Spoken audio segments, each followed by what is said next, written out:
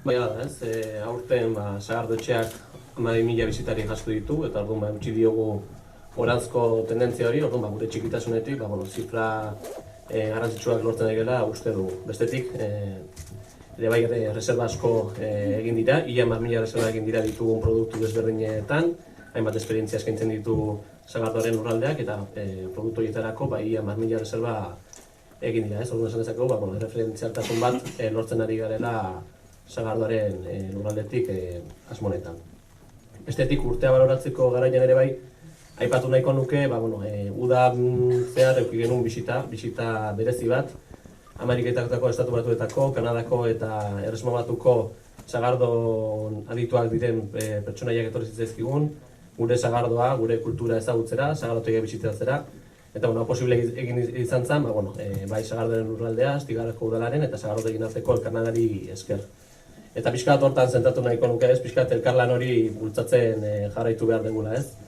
Eta elkarlan honetan, aipatu nahiko nituzke, Sagardoren lurraldean askotan ahaztu egiten zaigula, Sagardotegiak eta udaletxe izan egoteaz gain, herriko eragileak eta herritarrak ere parte hartzen dutela ez, eta orduan udaletxetik eskerrak eman herritar eta elkarte guzti horiei urtean zehar egiten diren ekintza eta ekitaldi desberdinetan beraien esfortzua eta lana jartzen dutelako. Elkarlanarekin jarraituta ere bai, uste dugu, Sagardoren lurraldean badaude bai Erraniko Sagarotegi bat, Usurbilgo Sagarotegi bat eta Azkaineko iparraldeko Sagarotegi bat. Eta uste dugu garaia dela ere bai, inguruko herrietan elkarlanean hastea. Kasu honetan, urten, bai Hernani eta Usurbilgoekin nahi dugu harreman bat egin, elkarlan bat egin, eta herri hauek ditugun aberastasunak konpartitu, eta horrela produktu turistiko erakargarriago bat, eta hobeago bat eskaintzeko etorriko diren bisitari guzti. Eta bukatzen joateko, pixka bat aurten protagonista nagusiak emakumezkoak ditugu.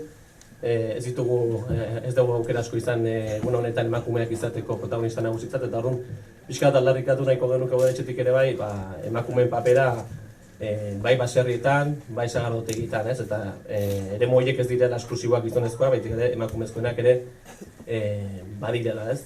Aurten udaletxetik Astigarrako baserrien azterketa bat eginda, eta hor berriz berretsi da emakumeek zen garrantzia duten gaur egun baserriek irauteko, ez? Eta aldarrikatu nahiko genuke hori ere bai, Sagardotegiak, Sagardoa, Sagardoen kultura eta kupeltegiak ere emakumeentzako espazioak badirela.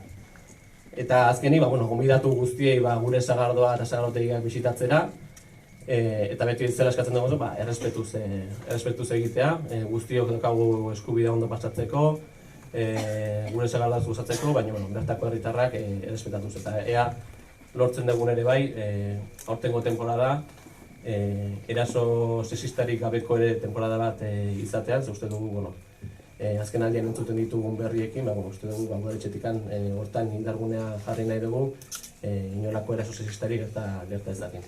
Bukatzeko, eskarrek eman hurbildu zareten guztioi, bai komunikabidei, bai agintariei, herritarrei, eta nola ez, gonbidatuei.